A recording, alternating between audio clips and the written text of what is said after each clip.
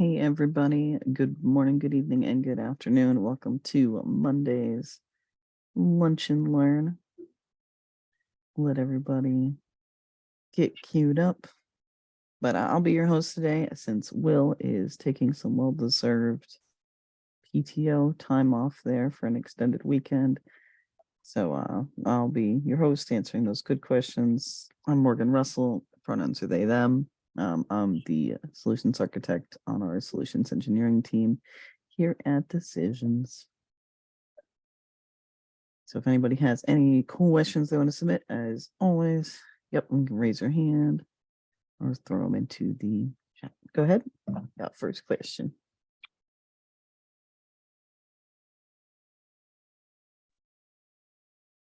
Hey, Morgan. Hey. So I actually have two questions, if that's okay. The first one, I have enabled guest user on my production account, and that's really only for one workflow, one project. All the other things that we're using, I want to have authenticated people. Only authenticated people use those. Is there a way to permission those other workflows to all users and exclude guests, or do I have to make a all users without guest group? Guest, I'm not, sorry, can someone else say? Okay, so personally, I prefer name sessions over guests. It's a lot easier to tie things to than you wouldn't need to switch between like saying guests versus all users. If you make a named session, then you're able to just give that named session permissions, like you would a normal account. So it'd be a lot easier versus kind of splitting off of all users. And how does that named session work? Like I'm not familiar with that at all. Yeah, so it kind of acts like it's an account. So just give it a name. So let me do it a quick lunch. And you create a particular account for it. Let me just say it's test.com. But usually when you make one, you make your account first. So this account would just be, lunch and learn named session at whatever you want it to be. So it's basically the login if someone were to use this name session that comes up. So the name that's associated with it.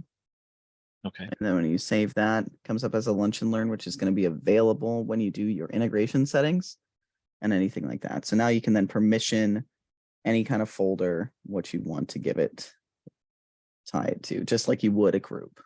So you don't have to separate it from that all users. It's usually that's going to be your better security measure versus a guest account. And so how would someone who I'm unaware of log in and still complete what I currently have assigned to a guest? So it's already signed to guest account. Yeah. You can change the assignment if that's something you're wanting to change, or so go ahead. But we have this. So this is for an incident reporting, like a safeguard reporting or fraud or anything like that. So I have no idea who could be using this. It could be someone within the company, outside the company, anywhere. Yep. So how would we communicate to anybody who wants to submit this report? Like, how do they log in, or how do they submit the report now? I guess I'm still a little bit lost on names. So it works very similarly how guest works. It's just using that name session instead. So essentially, when you just swap it out, that authentication, instead of using that guest account, you use that name session. So then you can tie your permission. Okay. Yeah, I think I got that. Okay, and then the second question I have, completely unrelated. I'm trying to completely delete a designer folder project, all the artifacts from my dev environment. And I'm running into a lot of issues with dependencies and kind of almost seems like circular logic. Is there a way to just force delete of a whole project or folder or anything like that? You can, if it's all inclusive. So it's usually saying like something's using something else, so it doesn't want to. Right. Yeah. On the top level of it, I'm trying to figure out.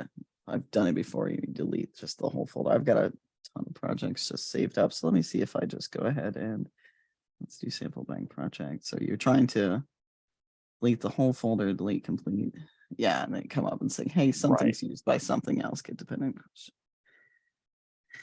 Yeah, no, that's okay. Fair enough. So usually you have to delete the subparts of it. you can do a few things where you just try to delete all the entities, and like ignore some of the things that come up. Let me actually drop over to my other, because we had some issues where we accidentally had a bunch of unit tests that, sorry, I'm navigating over to my dev environment here with my team. I made a little subfolder to actually like delete stuff and ignore this terrible flows ugliness because it's pretty big, but trying to go through and delete stuff that had a bunch of problems, right? Let me see what I end up using. There's the delete entity that usually does a good time. It still sometimes will throw an exception if it can't delete it due to there's a time to it. Let's see what I did in my subflow. Just lots of, I tried to run it via SQL, so you can try and grab everything. You could try to do everything dependency wise. Yeah, there's no nice clean way to do it, unfortunately. But you could try to do it through a logic of a flow to gather up all those elements. You can delete it easily up in your repo, but on your actual environment, everything's dependent on the other. So you have to slowly find the parts that you need to remove first. Okay. A lot of times, if you do your forms and flows, and then you can go back in because your data structures are tying everything else together. Right. Okay. Awesome. I'll keep working on it. I'll use that delete entity though. It might be helpful. Yeah. Yeah. Just make sure when we pass in the thing to it that it's the exact thing you want to right. Well, try to delete it. Exactly. Cool. Appreciate it, Maureen. Thank you. No problem.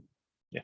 All right. Got another question in from Chris. On your dashboard, folders normally have thumbnail images defined in the look and feel settings using an icon flow on the report. It will show those same images in a report of the folders, but it often takes half a second to load that image. While this report may be slow to fill in the images, with less than a dozen report rows, repeated use of this report by all users cause performance issues on the entire system. So doing a folder, it probably will slow it down a little bit. And as you're scaling up, if it's already taking a little bit, I would say that will, unfortunately. You can try to avoid that a little bit. I mean, you've already got probably grouping on your report. So if you've only grouping to exactly what you want, you can do that. You could also do your icons, because it's basically runs for every row, your icon flow to determine, all right, I want to show this icon. So that I think at a large scale, it's going to be smaller issue, but if you've got a lot of different icons showing, if you're doing like one per state, I think it might cause it to lag a little bit. I'm not sure on those exact numbers. I could look into that for you, but from what I've seen, it doesn't cause too much, but I haven't tested with too many users on there for you, Chris. So less than a dozen report rows for people use the same. I think you should be fine if that's how many rows.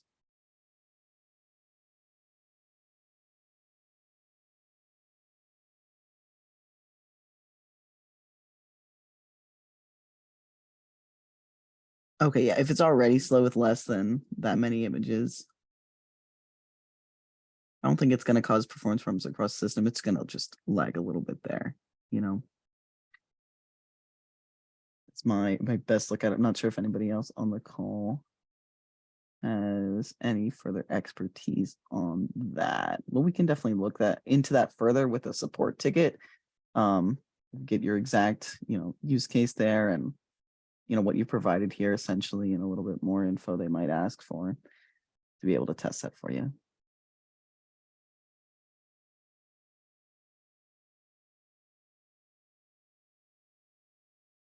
Is anything that you're going to run like a calculated column, things like that? It's running per every single report row.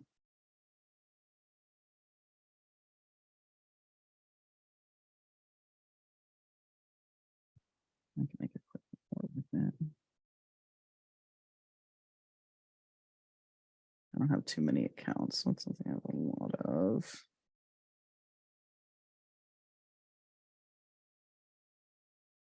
We have a lot of elements. Let's do element. registration. I'm just going to quickly put together a little report.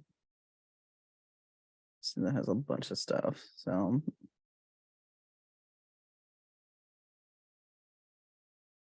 registration table, got all your good stuff for all your decisions, elements across the universe. Get in the name, holder ID. With this element registration and entity header data are the ones I use most often if you're like looking at just trying to do queries or pull things that are just all decisions elements or editors there.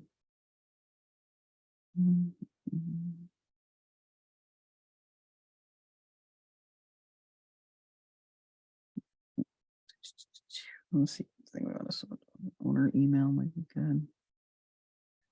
I'm in my local, so everything's still tied to admin. Let's see if we got a bunch of different class names.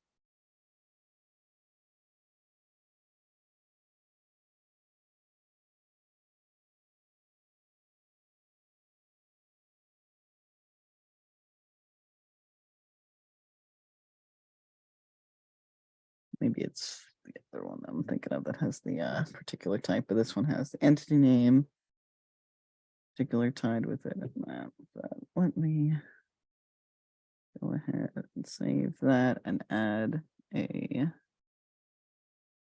sorry, all my little Zoom windows here.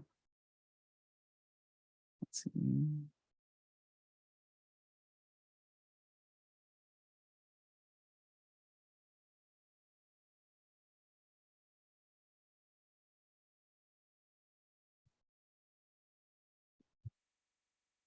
Go ahead and put in an icon flow.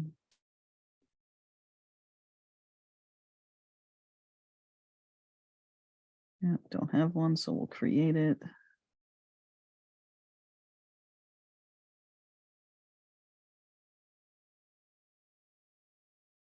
So in here you can specify things, whatever logic you need to determine what icon every row comes in. So the input's going to be our, should be that, what dynamic data row.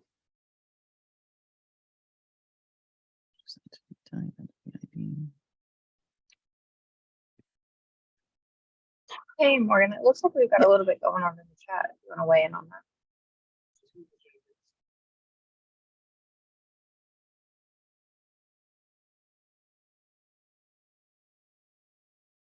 Report uses a lot of processing time because every row is rendering.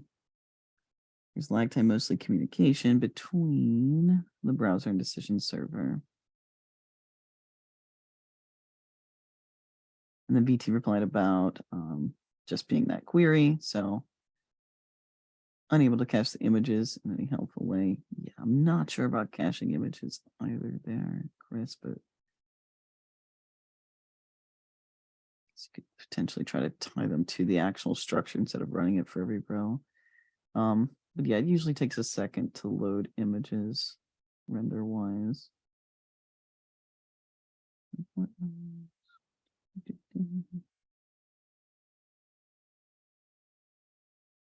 VT says using cache on those icons could help. VT, if you want to explain a little bit more of how we do that, because personally myself, I'm not familiar with it. I said that would, help with that rendering to go quicker. I could try to act out your instructions if you have them. If not, no worries. Curious there.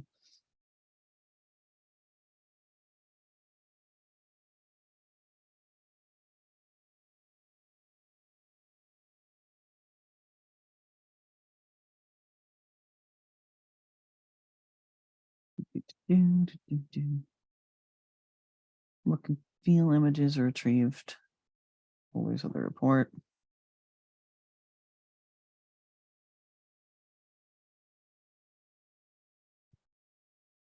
Let me pause this and navigate over to that.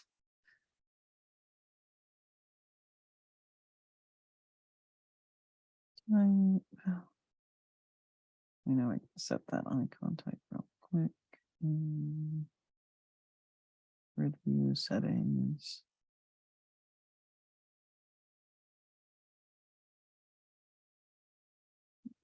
image.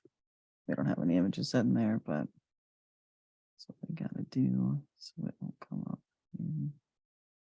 Let me go to look and feel.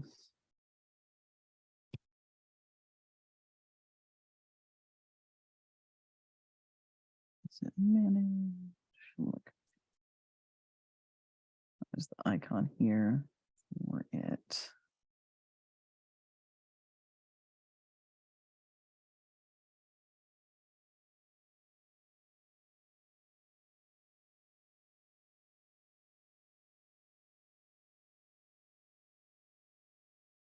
The icon for the folder, you can set a different thumbnail, different color.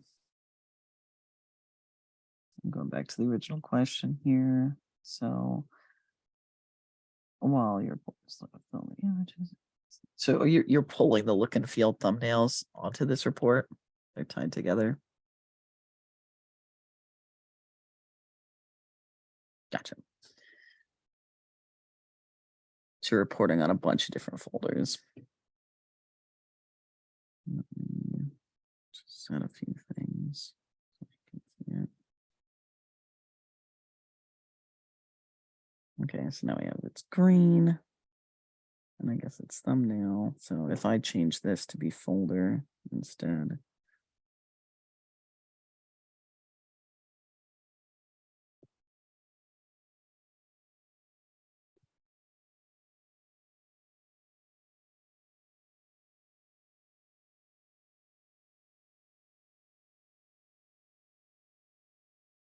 Yeah, VTS, if it's saved on the folder type.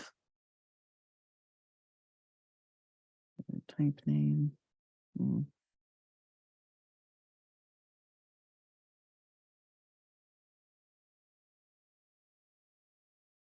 color the icon. It's part of the icon definition. Yeah, in that actual flow icon here.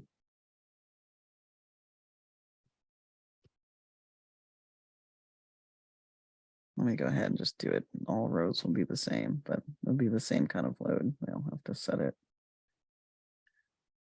So if we pick our image,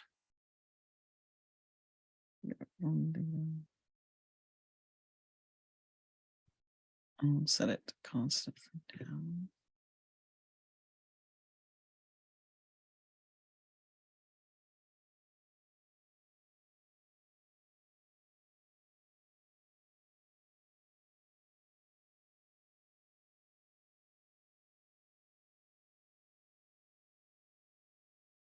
All of them. Okay, I mean, that was pretty quick on here. I wonder if it's the difference to pull that particular folder one that you're having or issue there, Chris. Yeah, I would definitely, I think for that one, potentially pull it, get in that support ticket. And then, while you're waiting there a little bit, you could also try just doing it. If there is that logic in your flow there on your icon flow, try having it set to being something constant, seeing if it loads still, takes as long, takes that second. If it's actually the image or if it's that logic that's actually, I'm getting that image for you there that's taking longer.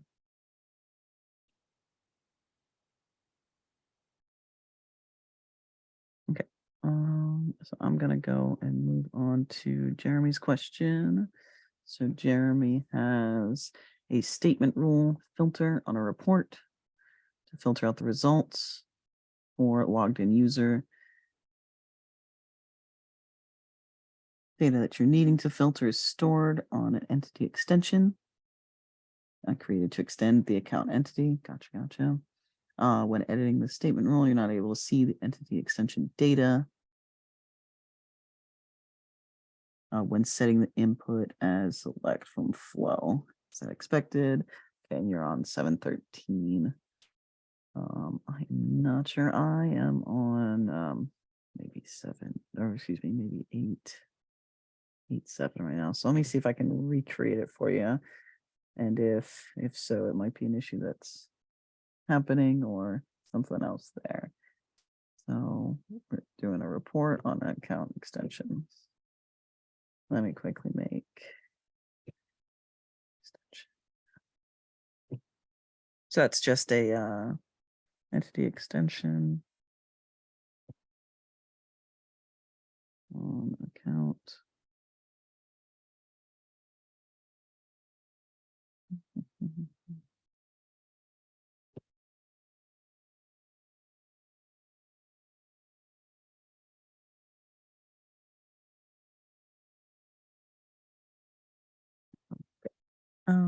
And let's give us some fields since you want to pull that.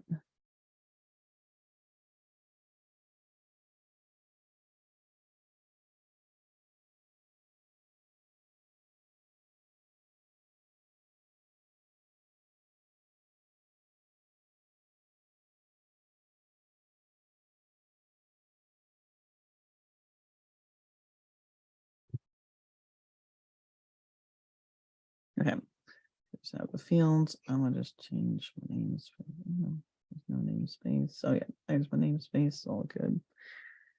And we'll make that extension.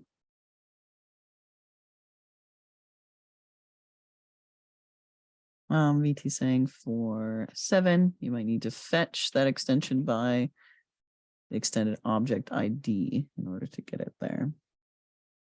Let me see if I make that account. 8 might have already solved it then.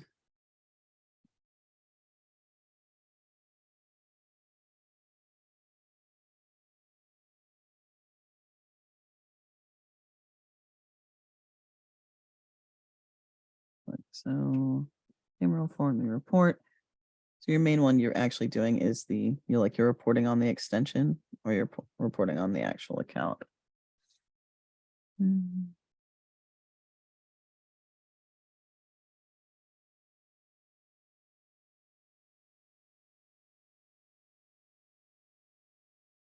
Report is on a case. Gotcha. Is the case the extension there, Jeremy?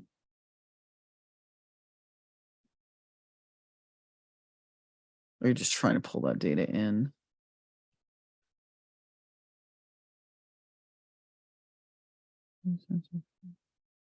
Should work similarly. Let me try to do.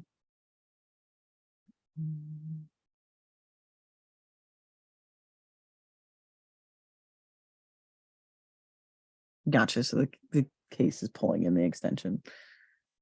Gotcha.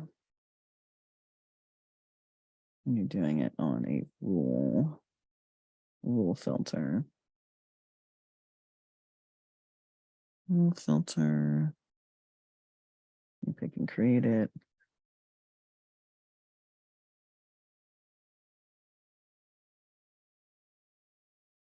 So try to keep up with our chat here.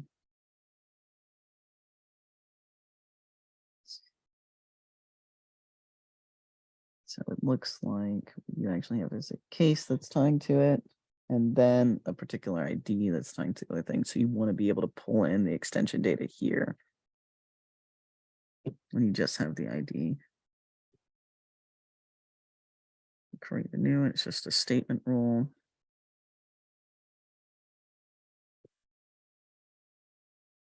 Just have the flow data, which has nothing about what we got, and then system constants.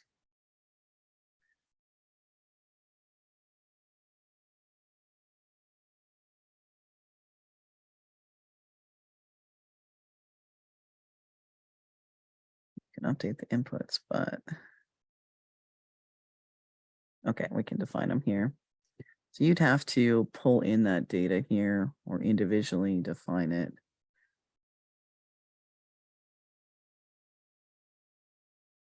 Okay, so when you see the entity extension, you're not able to see the entity extension on the input when you select from.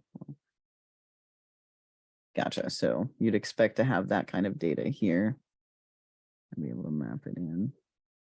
I think you have to map it here. So whatever your type is.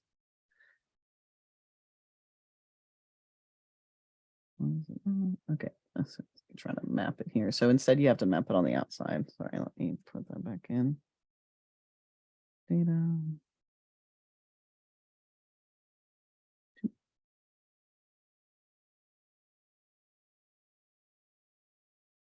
Save that here. So that's your data now that the rule is going to have access to. But then when we close and save this one, you're actually gonna have to map it in on your outside here. So you'd update inputs and then have that data here. So this is where you'd map it. You probably only have, unless you're making a relationship, you might need a relationship from your case to your entity extension to actually have that data available. Because if you hit this and you're not able to select that report field, or you're not able to put that report field in your data. Once I add some things here, I should be able to select some stuff in those options. Let me edit it. Because it's based off of your rows. Your columns there, excuse me. I want to go back to the chat. Yeah, we're able to unmute you. Can we unmute Jeremy? Can you hear me, Morgan? Yep. Yeah, so what I was saying, like when you go into the edit to edit the rule, and then just on the select data, if you go, and then under flow data, and then initiating account, I would expect to see, if you go up a little higher, I was expecting to see in there the that extended extension data. Gotcha, And then select that, because I'm trying to take the piece of information on the case. I need that to link to, because then on the extension data, it has a list of string. So I need to like say, does this piece of information on and check that other data that's available in for the the list for the on this account to filter out what doesn't appear. Gotcha. I'm trying to remember what it's called, but there is a thing so you can always get it, like make your extension available. Let me see if I can find it. I know it's somewhere in our system. It's not a lookup list, but one of those. I think it's called an extension or something very similar. It's down here. Entity extensions. Trying to remember. It's essentially the thing though where it makes that data available. I don't know if anybody in chat remembers that. But let's see, entity configure actions. No, that's to make your type, make your folder action. Lookup list and constants. Not a defined constant. Okay, data extension. That's what it's called here. So data extension. Data extension ties two things together. So in your case, whenever you want to count, you also want that extension data available. Even though it is an extension of that, it's not going to automatically by itself put it in there. So what you'd want to do is create a data extension flow. This is going to let you actually have that data available. Sorry, moving around all my chats. All right, so in here, you would just have your account coming in and send out that extension data. So if we have the account ID,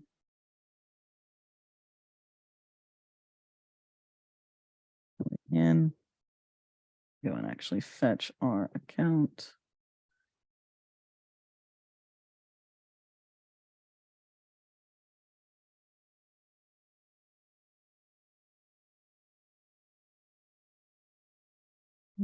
Never get by ID. And then I think I just made a entity extension that we can use for it. So entity extension, let's learn account. And you can get that particular one. Actually, you might just be able to do it by that, just account ID to this. Really don't need this in between there. Because if that's your unique identifier between the two, linking those accounts together. Yeah, we can check to see if it's 7. Let me check documentation on that. So documentation on 7. Data, I believe it was though. I think I used it while I was in 7. Yeah, data extensions are in 7. So you can do the same thing there. I can drop this in the chat for us. Y'all can reference alongside. But yeah, so same thing, going to that lookup list constants, defining that. Toolbacks, you make your input. So this one's full name, setting it up to have the full name as a part of the account here.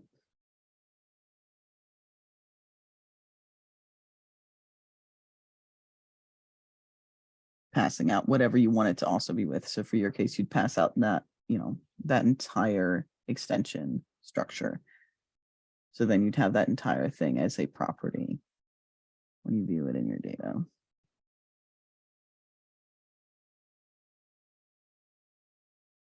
We can finish the example, but it's good to have that document. So you're getting that entire extension by that account ID and passing out our results.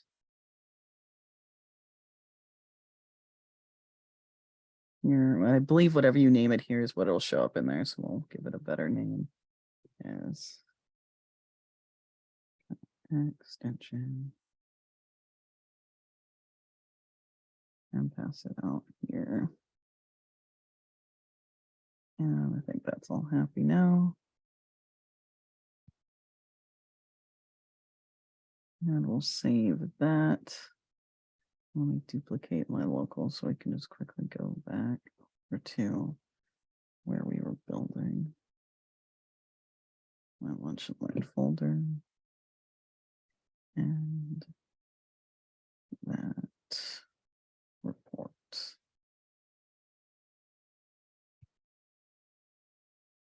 Okay. Now when we're in our rule, so we can get to our actual data. So flow data, go into our user account. Let's see if we have our good extra data, because this is where we want it to show up.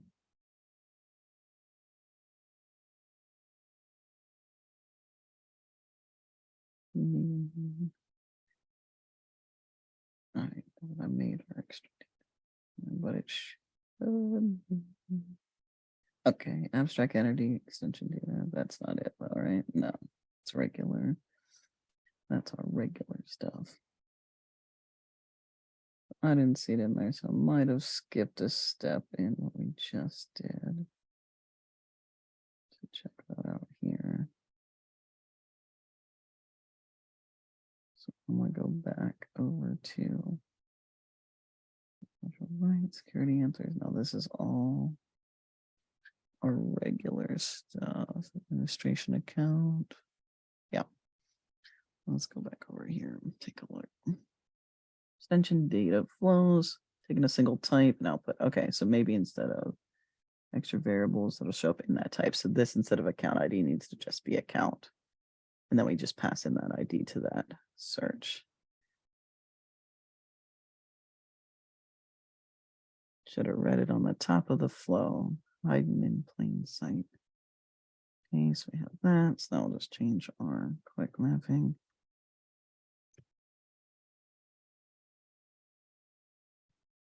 Save that. We could also check it in that flow itself. But we want to see it in our thing here. So let me close this and reopen it. And take a look. So we're in our initiating user account. And now we have that account extension data. Okay, I swear. Should work for us. So that'll let you get that data in there. Yeah, I can see that now. I followed along with you. So Okay, perfect. that seems to, it gives me the fields I'm looking for. So Nice. thank you. Yeah, no problem.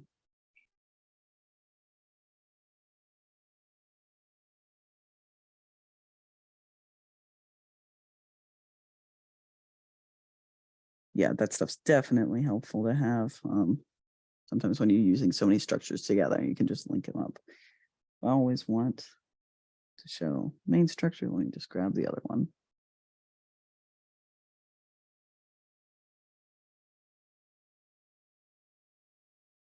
Let's see. I think the last thing we're looking at was all our Got all our fun icons over here. Before that, let me go back into that. I haven't done much with look and feel, but it is definitely nice to set your icons on your folders when you have a lot of them. So are we fetching the look and feel of that outside folder? So if it is a folder on each row, let me go into our folder steps, see if there's any good stuff in there. Integration, internal services. Should have some folder steps.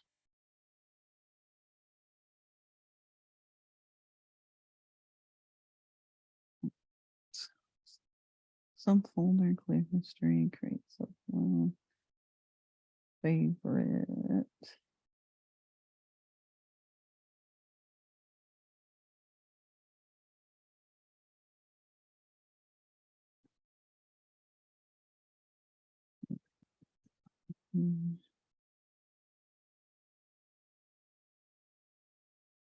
Trying to see if there's anything of that look and feel stuff.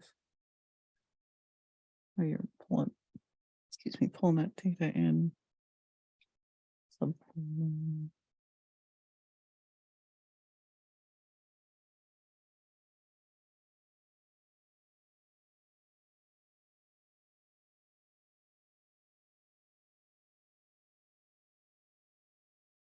Okay, nice. There it is.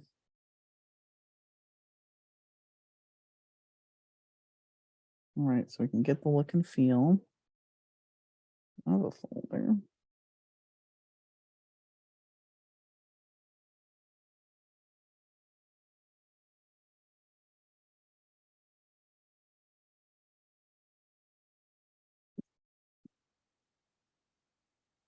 That is the folder ID. We're passing out the look and feel.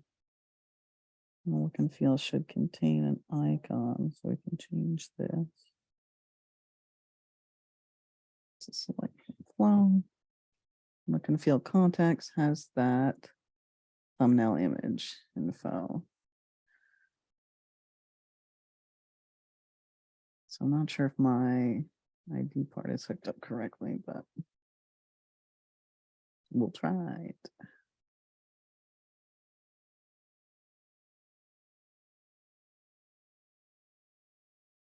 So port view must be there. Don't have any inputs, but maybe I need to.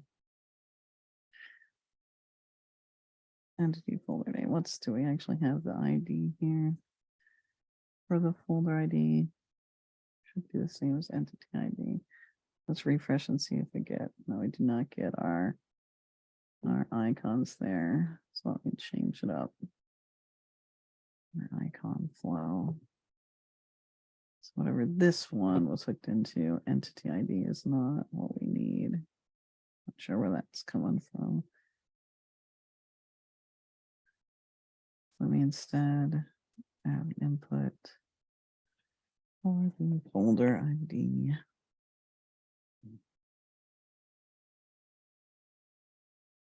And then hook that right up into our look and feel.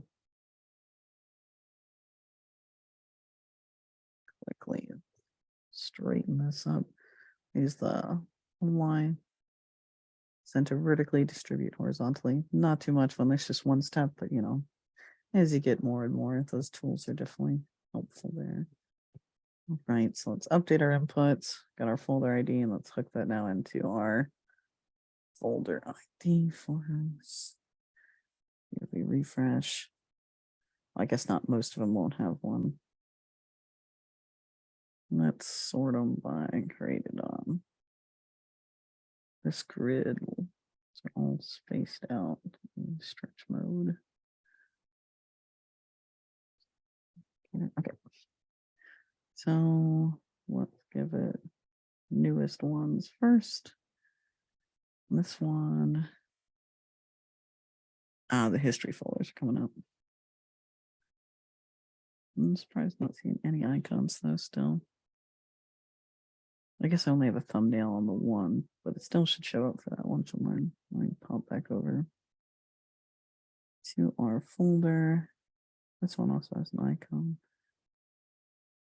but not a thumbnail. Manage. Look and feel. Oh, the display type. Probably right there.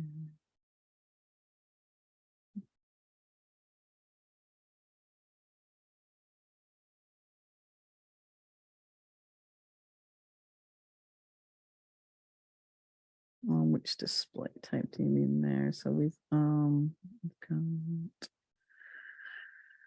default grouping field name specified. Icons. Circle just shows a circle, not an image.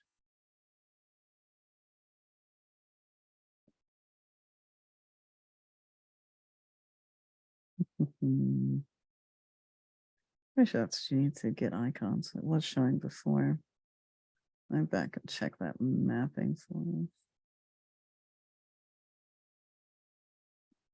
We can technically set image on report viewer.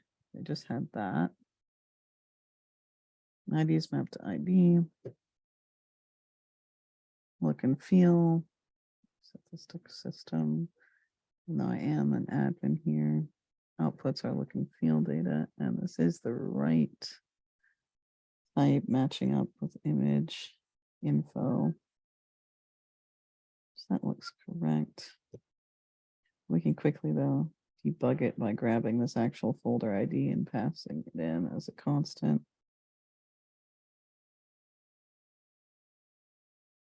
So take a look at it. Do a checkpoint. Before constant test.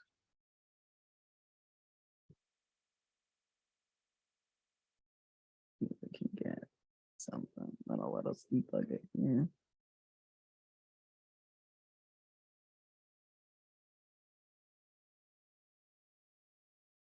And we do have output data for the scarf. Okay. So now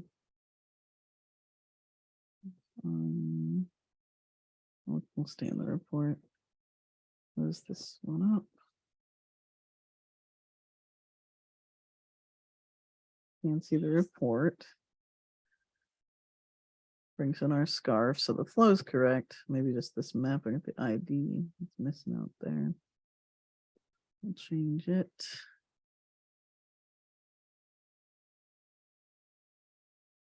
Back to being select from flow. Back to being folder ID.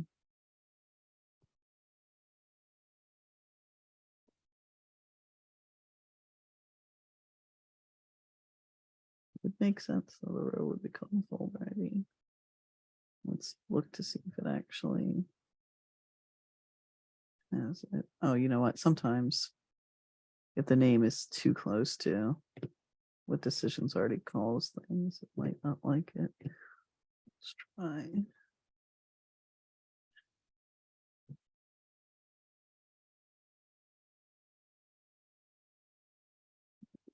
Folder ID.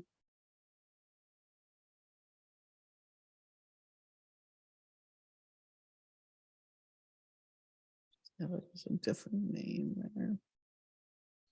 Do FID as well, but map that in to the new name. Let's remap it here. Is this folder looks to be correct? We just did lunch and learn. What I just copied was 08 DF.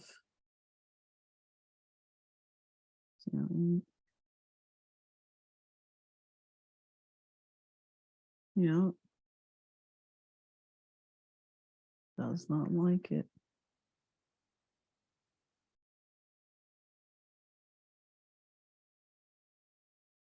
That's with our new input.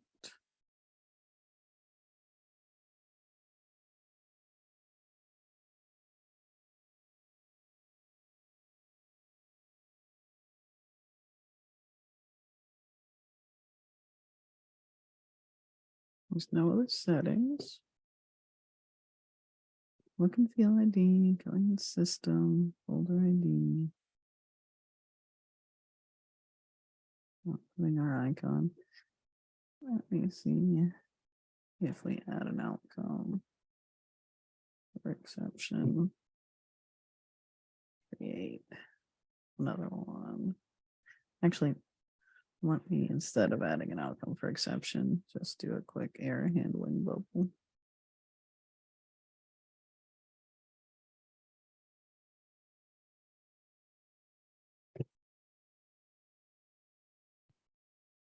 Yeah, we could try global. We'll do it before I change too much. So I'll leave this here and put it on a page too, so I can have it running next to us.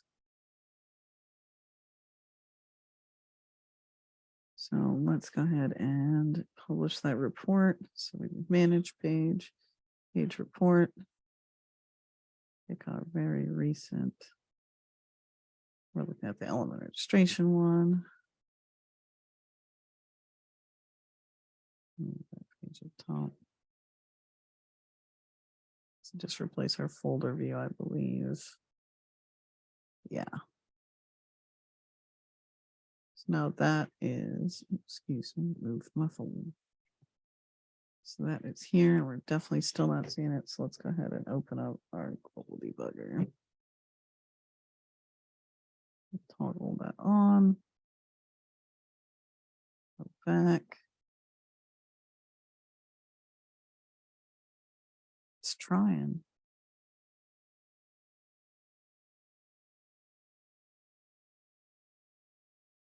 Let's see if we see anything over here. Nothing.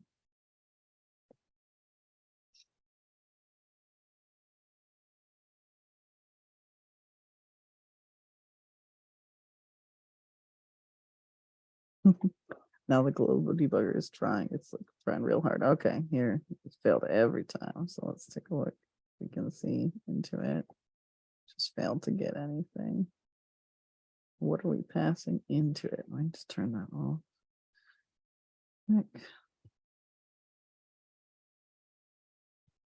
See that exception? If it'll let me. No.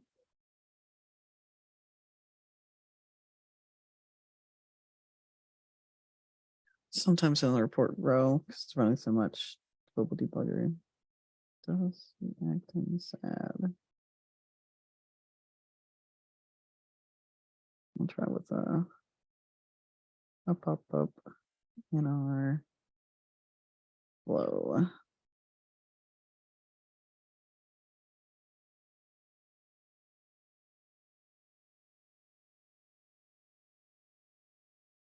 I'll turn global debugger off, but still having the time. I'm gonna close it. I think it's an 8.8, which is the newest current release. You also have a button to clear your global debugger's cache there. All right, let me get in here now that that's gone.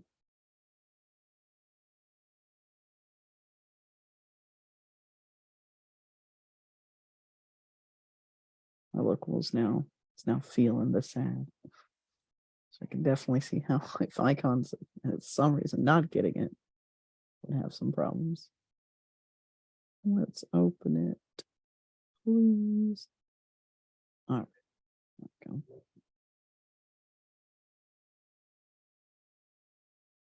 I have a template for it. Sometimes I have a nice template of a pop-up. No, I do not yet. There's a particular pop-up in communication, notification. If you send notification to accounts and groups, then you can specify who you're sending it to. If you just do send pop-up, it sends it to everybody on the environment, which maybe you want, but maybe you don't. I'm on my local, so I don't super care, but just as an example, we'll look up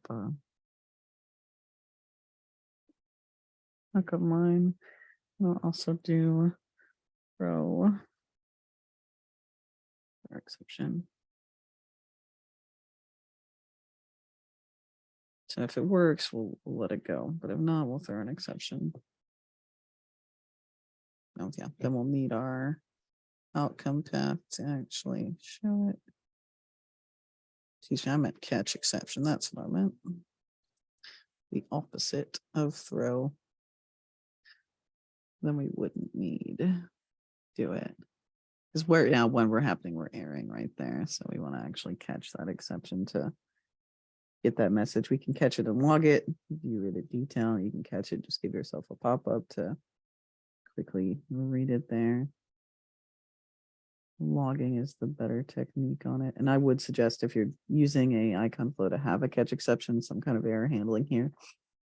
Catch exception, creating an assignment of what is that exception once you've got it all figured out.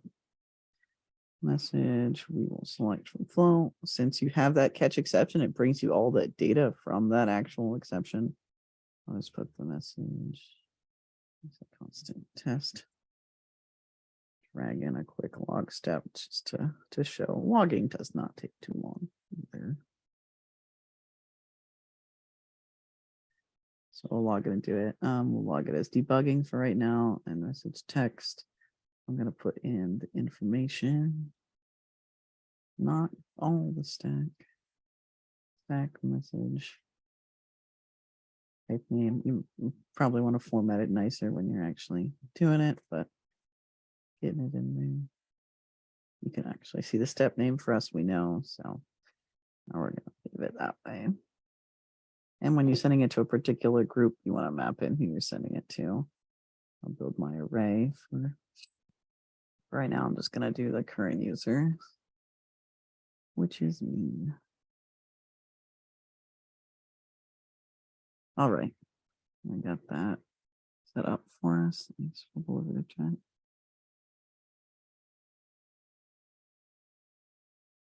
Oh yeah, default settings won't show debugger. You're absolutely right. Let's do it warn so we can see it quick.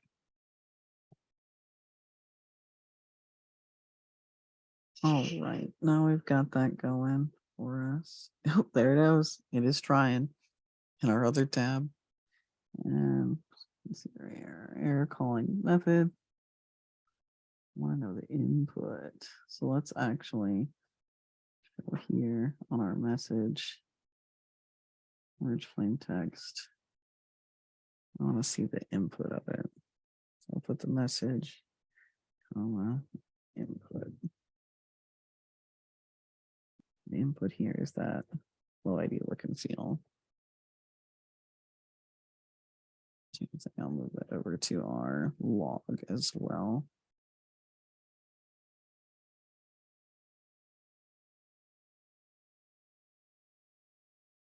We got fun live troubleshooting. Okay, we've saved that. Close it. Okay. Yep, we see we already got all the error message. So we're going to go back and go to our logs because the pop-up was too much. So logs exist under your system, admin, system tools, and logging. Server log. Oh, I've got search. Cool. Okay, let's take a look. Got the whole stack, all the things. Let me see. So the input was this. Is this even a folder?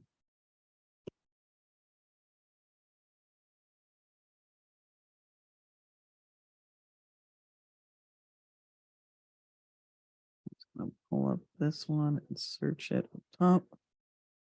Is this a folder? No. So something else is going in there. So maybe that folder ID is not what we want. The way it's mapped at the moment.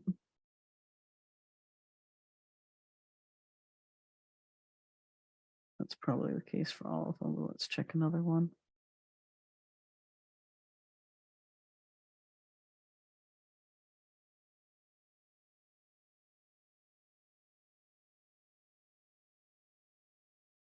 Yep, so it could not find it because it wasn't getting the right ID. Try this one.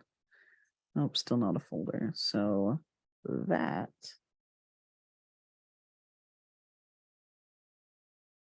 folder ID here. For some reason it's not giving us what we want. So let me actually copy it and try it over here like we were just doing to see if that's the case. Okay, it looks like it's the right ID for this one. Maybe it's for all other ones that it's given us that error. Let's see, one more. Copy it, take a look. Oops.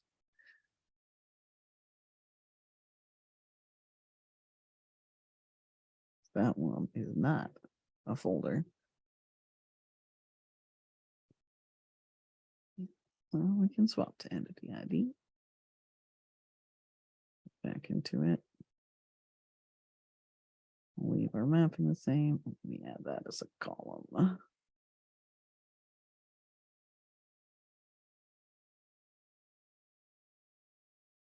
We have entity folder ID. Maybe the sneaky one. We got lots of good logs happening. And back to icon, we'll color and swap that. Entity. Okay, so it did like that. And all the other ones that don't actually have it are throwing that error, which is fine. But yeah, so entity ID, I guess here is what's the actual folder ID if you're looking at the data source of folder. I think that was it GT or VT, excuse me there. Thank you so much. That was our resolution. But if we're doing this here, we'll want to also have a pathing for, probably you couldn't find it here. So if there's no look and feel, just set a default folder shape.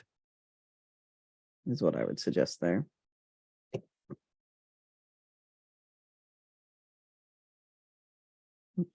Not mean to hit that button, all the buttons today. But yeah, I think it was Chris's question that was about the performance. So I definitely get that submitted as a support ticket so I can take a closer look at it for you.